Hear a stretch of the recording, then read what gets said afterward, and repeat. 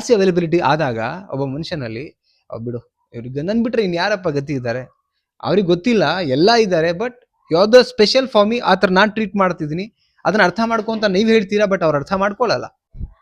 ಯಾಕೆ ತುಂಬಾ ಪ್ರೀತಿಸೋ ವ್ಯಕ್ತಿಗೆ ಹೆಚ್ಚು ನೋವಾಗತ್ತೆ? Behind reason ಏನಿದಕ್ಕೆ? ತುಂಬಾ ಇವರೇ ಸರ್ವಸ್ವ ಪ್ರಪಂಚ ಅನ್ಕೊಂಡು ಬದುಕ್ತಾರೆ, ಬಟ್ ಸ್ಟಿಲ್ ಅವರಿಗೆ ನೋವಾಗ್ಬಿಡುತ್ತೆ. ಓಕೆ, ಇದಕ್ಕೆ ಕಾರಣಗಳನ್ನು ಕೊಡ್ತಾ ಹೋಗ್ತೀನಿ ನಾನು. ಅದಕ್ಕಿಂತ ಮುಂಚೆ ಫಸ್ಟ್ ಟೈಮ್ ನಮ್ಮ ಚಾನಲ್ ನೋಡ್ತಾ ಇದ್ರೆ ಸಬ್ಸ್ಕ್ರೈಬ್ ಮಾಡಿ. ಆ್ಯಂಡ್ ಕೌನ್ಸಿಲಿಂಗ್ ಬೇಕು, ರಿಲೇಷನ್ಶಿಪ್ ಮೇಲೆ ಮಾತಾಡಬೇಕಂದ್ರೆ ನಂಬರ್ ಕೊಟ್ಟಿರ್ತೀನಿ, ಕಾಂಟ್ಯಾಕ್ಟ್ ಮಾಡಿ. ಫ್ರೀ ಇರಲ್ಲ ಜನಗಳೇ, ಸೊ ಕಾಂಟ್ಯಾಕ್ಟ್ ಮಾಡ್ತೀರಾ ನೆನ್ಪಿಟ್ಕೊಳ್ಳಿ, ಬಿಕಾಸ್ ಪರ್ಸನಲಿ ಟೈಮ್ ಕೊಡೋದ್ರಿಂದ ಚಾನ್ಸಸ್ ಇರುತ್ತೆ. ಓಕೆ, ವಿಡಿಯೋ ಕೊನೆ ತನಕ ನೋಡಿ. ಫಸ್ಟ್ ಪಾಯಿಂಟ್ ಏನಂತ ಹೇಳಿದ್ರೆ, ಜಾಸ್ತಿ ಅವೈಲೇಬಲ್ ಆಗ್ತಿರಲ್ಲ, ಆವಾಗ ಅವರು ನಿಮಗೆ ವ್ಯಾಲ್ಯೂ ಕೊಡೋದನ್ನ ಕಡಿಮೆ ಮಾಡ್ತಾರೆ. ಆವಾಗ ನಿಮಗೆ ಹರ್ಟ್ ಆಗ್ಲಿಕ್ಕೆ ಶುರು ಆಗತ್ತೆ.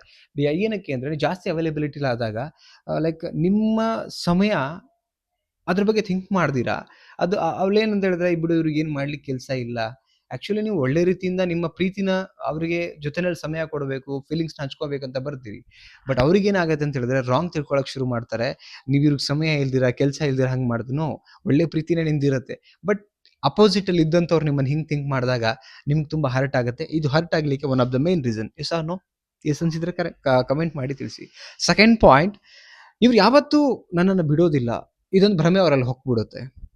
ಜಾಸ್ತಿ ಅವೈಲಬಿಲಿಟಿ ಆದಾಗ ಒಬ್ಬ ಮನುಷ್ಯನಲ್ಲಿ ಬಿಡು ಇವ್ರಿಗೆ ನನ್ ಬಿಟ್ರೆ ಇನ್ಯಾರಪ್ಪ ಗತಿ ಇದ್ದಾರೆ, ಅವ್ರಿಗೆ ಗೊತ್ತಿಲ್ಲ ಎಲ್ಲ ಇದ್ದಾರೆ, ಬಟ್ ಯಾವ್ದೋ ಸ್ಪೆಷಲ್ ಫಾರ್ ಮಿ ಆ ಥರ ನಾನು ಟ್ರೀಟ್ ಮಾಡ್ತಿದ್ದೀನಿ, ಅದನ್ನ ಅರ್ಥ ಮಾಡ್ಕೊಂತ ನೀವು ಹೇಳ್ತೀರಾ, ಬಟ್ ಅವ್ರು ಅರ್ಥ ಮಾಡ್ಕೊಳ್ಳಲ್ಲ.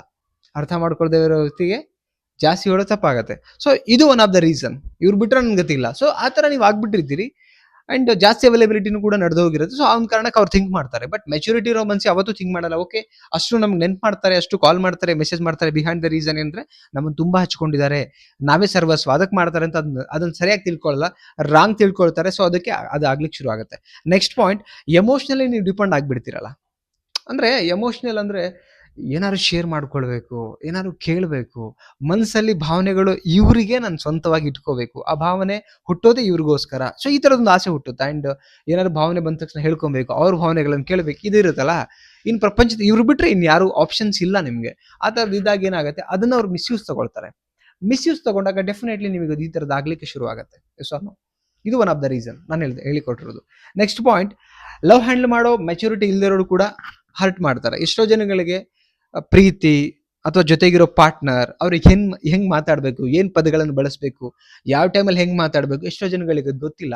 ಕೋಪದಲ್ಲಿ ಮಾತಾಡ್ತಾರೆ, ಆಮೇಲೆ ಒದ್ದಾಡ್ತಾರೆ, ನಾ ಮಾತಾಡಬಾರ್ದಾಗಿತ್ತು ಈ ಮಾತನ್ನ ಅಂತೇಳಿ ಆಮೇಲೆ ಹೇಳ್ಕೊಳ್ತಿರ್ತಾರೆ. ಸೊ ಇದು one of the reason. So ಇದಿಷ್ಟು ರೀಸನ್ ಸ್ನೇಹಿತರೆ ನಾನು ಹೇಳ್ಕೊಟ್ಟಿರೋದು ಏನಂದ್ರೆ ಹರ್ಟ್ ಆಗ್ಲಿಕ್ಕೆ ಕಾರಣ. ಎಕ್ಸಾಕ್ಟ್ಲಿ ನಿಮಗೇನು ಅನ್ಸುತ್ತೆ ಪಾಯಿಂಟ್ಗಳ ಮೇಲೆ ಕಮೆಂಟ್ ಸೆಕ್ಷನ್ ಅಲ್ಲಿ ಕಮೆಂಟ್ ಮಾಡಿ. ಇಷ್ಟ ಒಂದು ಲೈಕ್ ಮಾಡಿ, ಎಲ್ರಿಗೂ ಶೇರ್ ಮಾಡಿ. ದಯವಿಟ್ಟು ಶೇರ್ ಮಾಡೋದು ಮರಿಬೇಡಿ. ಸಬ್ಸ್ಕ್ರೈಬ್ ಮಾಡ್ಕೊಳ್ಳಿ. ಮತ್ತೊಂದು ಟಾಪಿಕ್ ಅಲ್ಲಿ ಸಿಗೋಣ. Thank you so much. Bye.